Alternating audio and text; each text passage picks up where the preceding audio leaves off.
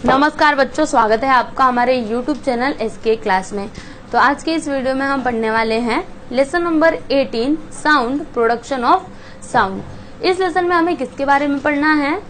Sound के बारे में पढ़ना है। ठीक है, सबसे पहले यहाँ पर ना कुछ एग्जाम्पल्स दिए हुए हैं जिन्हें हम देख लेते हैं, जिससे आपको साउंड के प्रोडक्शन के बारे में पता चलेगा।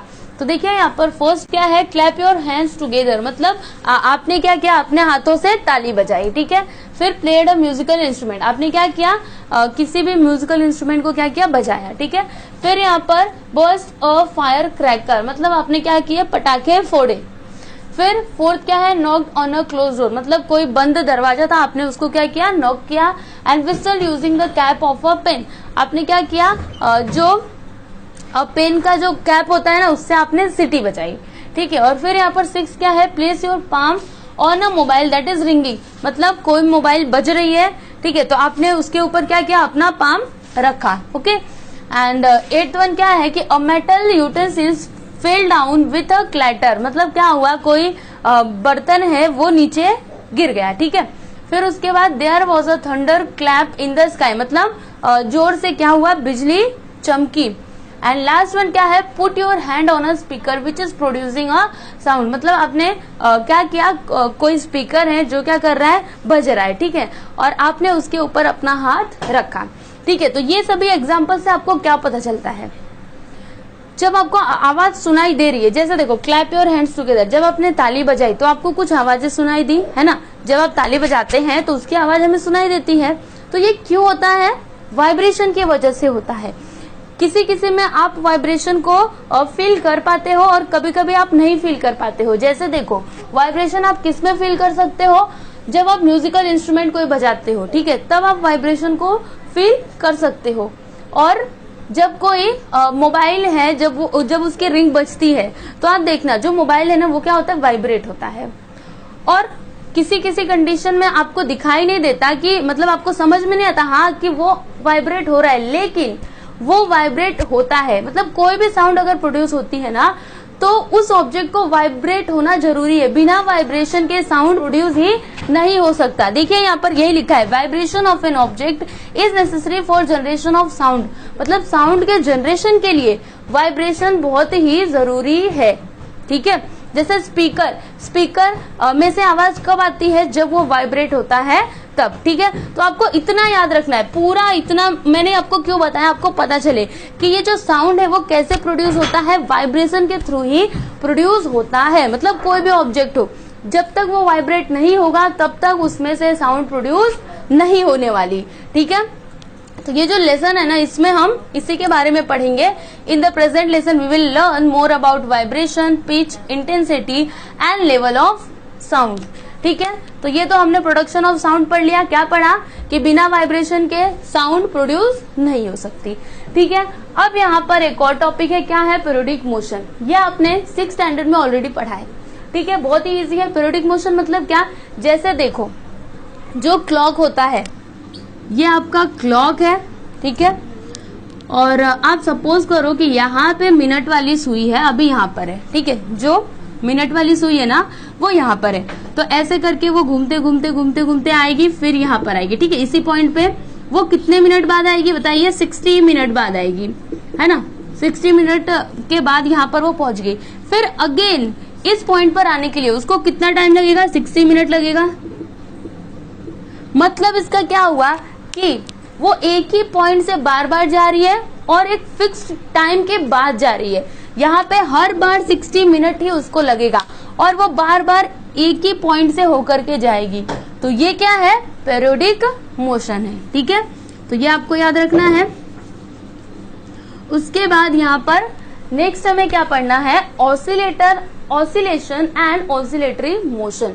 तो ये क्या होता है, देखिए जैसे आपने गार्डन में देखा होगा, स्विंग होती है, ये देखिए झूला है ना।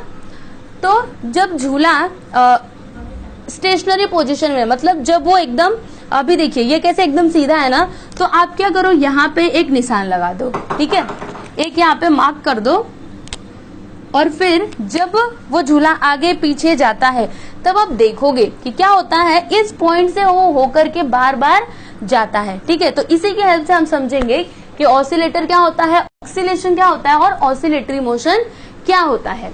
तो देखिए यहाँ पर फर्स्ट देखिएगा, अ swing that moves back and fourth like this is an oscillator.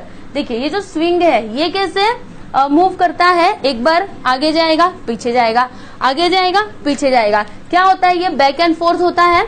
तो ये क्या है, एक ऑसिलेटर है। ठीक है, जैसे आपने जो वॉच होती है, जो दीवार घड़ी होती है, उसमें ना पेंडुलम लगा होता है, तो वो भी क्या है, एक ऑसिलेटर है, क्योंकि वो एक बार इधर जाता है फिर इधर जाता है, मतलब वो भी बैक एंड फोर्थ होता है ना। तो वैसे ये जो स्विंग है ये क्या होगा, एक बार आगे जाएगा पीछे जाएगा, आगे जाएगा पीछे जाएगा, तो ये क्या है, एक ऑसिलेटर है। ठीक है, तो आई होप कि आपको ये ऑसिलेटर समझ में आया होगा। उसके बाद देखिए यहाँ पर, when the swing moves from one end to the other and returns to its starting point, it is said to have completed one oscillation। मतलब क्या हुआ इसका कि देखिए वन ऑसिलेशन कब होगा, जब ये जो स्विंग है, ठीक है, तो एक बार ये क्या हुआ, एक बार समझिए पीछे गया, ठीक है, फिर वो कहां पर आया, यहाँ पर आया, फिर से वो वहां पर गया। ठीक है, तो जब वो अपना एक पूरा कंप्लीट कर लेगा, देखिए यहाँ पर वही लिखा है कि when the swing moves from one end to the other end returns to its starting point, मतलब जो स्विंग है वो एक एंड पर गया, ठीक है, फिर इधर गया, फिर से यहाँ पर आया, और फिर से ना वो अपने स्टार्टिंग पॉइंट पर आ गया। ठीक है, तो इसे हम क्या कहेंगे कि उसने क्या किया, वन ऑसिलेशन कंप्लीट कर लिया। ठीक है, आपको ऐसे नहीं समझ में आ रहा होगा, रुकिए मैं आपको, जैसे ये पेंडुलम है, ठीक है, तो ये यहाँ पर है, एक बार ये इधर गया, ठीक है, ये पॉइंट ए है, बी है और सी है। ठीक है, तो सबसे पहले ये समझिए यहाँ से ये आ रहा है, ऐसे आया, फिर ये यहाँ पर गया। ठीक है, अभी फिर ये यहाँ पर आ रहा है, फिर ये यहाँ पर जा रहा है, तो ये क्या हो गया, वन ऑसिलेशन हो गया। मतलब इस ऑसिलेटर ने क्या किया, वन ऑसिलेशन कंप्लीट कर लिया। ठीक है, समझ में आ रहा है आपको, मतलब इस पॉइंट से वो शुरू हुआ और फिर वो एक बार पूरा राउंड पूरा करके इसी पॉइंट पर पहुंच गया, तो उसने क्या किया, वन ऑसिलेशन कंप्लीट किया। अब यहाँ पर हम देखते हैं ऑसिलेटरी मोशन, ये क्या होता है, ध्यान से देखिएगा क्या लिखा है यहाँ पर, the back and forth motion of an oscillator on either side of a central position is called oscillatory motion.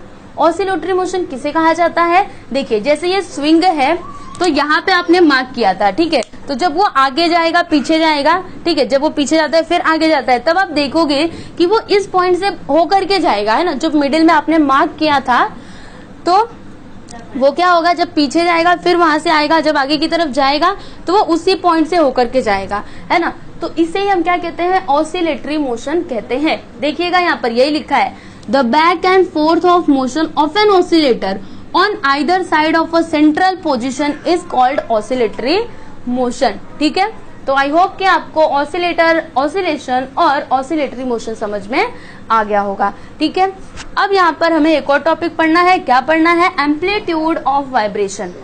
तो ये क्या होता है, देखिए मैं आपको बताती हूँ, जैसे यहाँ पर मैंने ये देखिए ये बाउल लिया है, ठीक है, इसमें ना मैंने एक रबड़ लगा दिया है, देखिए आप देख पा रहे होंगे।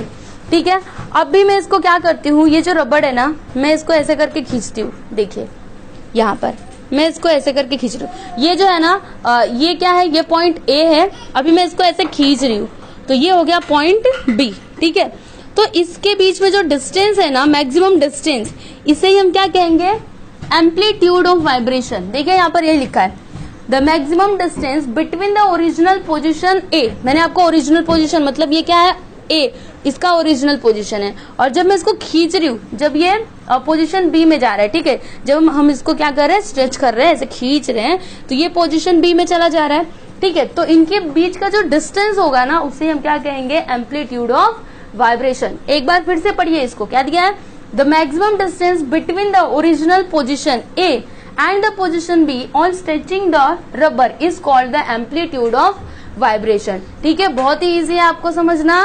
क्या देखिए, ये जब मैंने इसको खींचा तो यहाँ पर जो डिस्टेंस है ना, मैक्सिमम डिस्टेंस, ये क्या हो गया, एम्पलीट्यूड ऑफ वाइब्रेशन।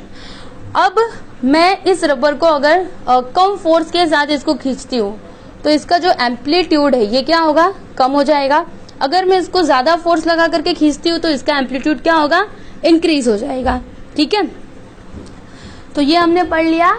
उसके बाद हम यहाँ पर नेक्स्ट क्या पढ़ेंगे, time period of oscillation and frequency. तो टाइम पीरियड ऑफ ऑसिलेशन क्या होता है, देखिए यहाँ पर क्या लिखा है, the time required by an oscillator to complete one oscillation is called the time period of oscillator. मतलब क्या हुआ इसका कि ऑसिलेटर को वन ऑसिलेशन कंप्लीट करने में जो टाइम लगता है उसे हम क्या कहते हैं, पीरियड ऑफ ऑसिलेटर कहते हैं। जैसे एग्जांपल के थ्रू हम इसको समझ सकते हैं। यहाँ पे ये पेंडुलम है, ठीक है, तो देखिए ये पॉइंट B टू A, फिर A टू C आया, फिर C टू A गया और A टू B गया, तो ये क्या हो गया, वन ऑसिलेशन हो गया।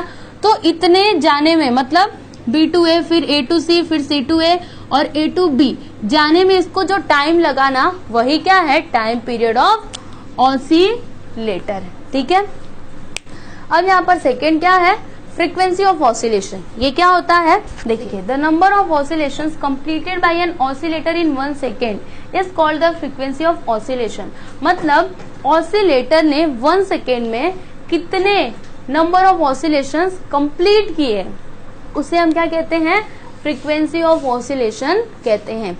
एक बार मैं आपको फिर से बताती हूँ। देखिए ऑसिलेटर ने 1 सेकेंड में कितने नंबर ऑफ ऑसिलेशन कंप्लीट किए, ठीक है, कितने सेकेंड में, 1 सेकेंड में, उसे हम क्या कहेंगे, फ्रीक्वेंसी ऑफ ऑसिलेशन कहेंगे। ठीक है, देखिए इसका फॉर्मूला है यहाँ पर, frequency is equal to 1 upon time period of oscillation, जिसे यहाँ पे आप ऐसे लिख सकते हो 1 अपॉन टी।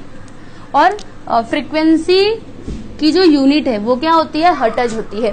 क्या होती है, हर्ट्ज होती है, जिसे हम H और Z लिखते हैं। ठीक है, ये आपको याद रखना है। ठीक है बच्चों, तो यहाँ पर हमने क्या क्या पढ़ा मैं आपको बता देती हूँ। हमने यहाँ पर प्रोडक्शन ऑफ साउंड पढ़ा। इसमें हमने क्या पढ़ा कि बिना वाइब्रेशन के साउंड प्रोड्यूस नहीं होता है। ठीक है, मतलब साउंड प्रोड्यूस होने के लिए वाइब्रेशन नेसेसरी है। उसके बाद हमने क्या पढ़ा, पेरियोडिक मोशन पढ़ा। उसके बाद oscillator, oscillation and oscillatory motion पढ़ा। उसके बाद एम्पलीट्यूड ऑफ वाइब्रेशन। फिर हमने पढ़ा time period of oscillation and frequency. तो इस वीडियो में हम बस यहीं तक पढ़ेंगे। ठीक है, और जो बाकी के टॉपिक्स है जैसे कि high and low pitch of sound, फिर intensity of sound, sound level, ये सब हम नेक्स्ट वीडियो में पढ़ेंगे, जिसका लिंक आपको डिस्क्रिप्शन में मिल जाएगा। तो आपको हमारा ये वीडियो कैसा लगा प्लीज हमें कमेंट करके जरूर बताइएगा। और अगर आपको हमारा ये वीडियो अच्छा लगा तो आप प्लीज हमारे वीडियो को लाइक कीजिएगा, शेयर कीजिएगा। और अगर आप हमारे चैनल पर नए हैं तो हमारे चैनल को सब्सक्राइब कीजिएगा। Thank you.